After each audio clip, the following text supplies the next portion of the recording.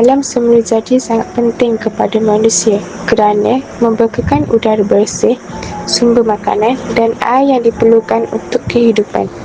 Selain itu, alam semula jadi juga membantu mengekalkan keseimbangan ekosistem serta menjadi tempat rekreasi yang dapat menenangkan fikiran.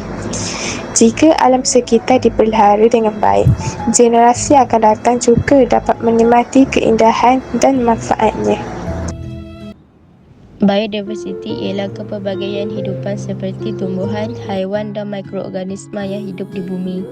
Biodiversiti berperanan penting dalam mengekalkan keseimbangan ekosistem, membekalkan sumber makanan dan ubat-ubatan, serta membantu proses semula jadi seperti pendebungaan dan kitaran air. Selain itu, biodiversiti juga menyumbang kepada ekonomi melalui sektor pelancongan dan pertanian. Oleh itu, biodiversiti perlu dipelihara agar kehidupan manusia dan alam sekitar terus terjamin. Para ancaman kepada alam semula jadi ialah pencemaran udara, air dan tanah yang berpunca daripada aktiviti manusia. Selain itu, penebangan hutan secara berleluasa dan pembangunan yang tidak terkawal menyebabkan habitat haiwan musnah. Pemburuan haram serta pembuangan sampah merata-rata juga mengancam biodiversiti dan keseimbangan ekosistem. Jika masalah ini tidak dibendung, alam semula jadi akan semakin rosak dan menjejaskan kehidupan manusia serta kehidupan lain.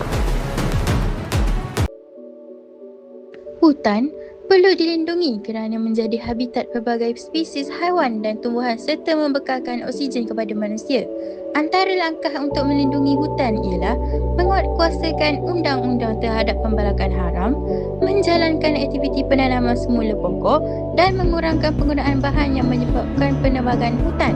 Selain itu, masyarakat juga perlu meningkatkan kesedaran tentang kepentingan memelihara hutan untuk kesejahteraan generasi akan datang. Menyelamatkan bumi ialah tanggungjawab semua pihak agar alam sekitar kekal bersih dan selamat untuk generasi akan datang. Antara langkah yang boleh dilakukan ialah mengurangkan penggunaan plastik, mengamalkan kita semula, menjimatkan air dan elektrik serta menanam lebih banyak pokok. Selain itu, masyarakat juga perlu menjaga kebersihan dan mengelakkan pencemaran alam sekitar. Jika semua orang bekerjasama, bumi akan terus terpelihara dan kehidupan menjadi lebih sejahtera.